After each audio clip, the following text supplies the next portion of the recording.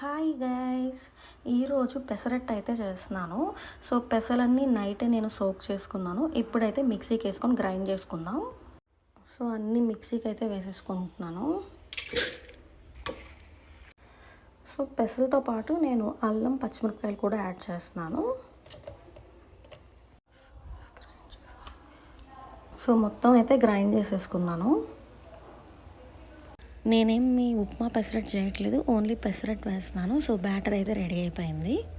పెసరట్లోకి చాలామంది పికిల్తో తినేస్తారు, లేదా చట్నీతో తింటారు. అలా కాకుండా ఒక్కసారి మీరు ఈ ఉల్లిపాయ చట్నీ అయితే ట్రై చేయండి.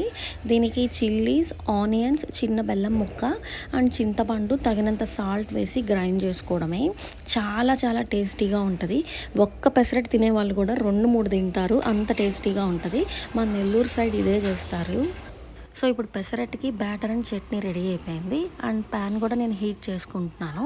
అండ్ ఇలా చిన్నగా ఉల్లిపాయలు అయితే కట్ చేసి పక్కన పెట్టుకున్నాను.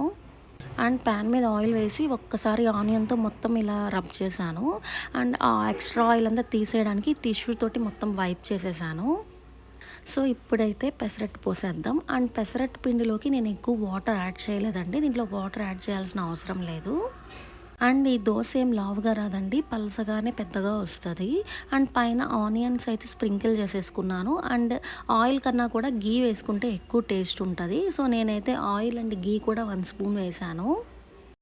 ఇది ఫస్ట్ పెసరట్టు కాబట్టి కలర్ రాలేదు. అండ్ టేస్ట్ మాత్రం చాలా చాలా బాగుంది. నెక్స్ట్ టైం మీరు కూడా పెసరట్టు చేసుకున్నప్పుడు ఈ ఉల్లిపాయ చట్నీతో ట్రై చేసేయండి.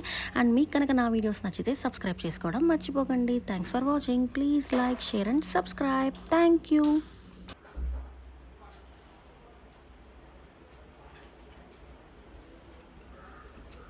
చాలా చాలా బాగుంది.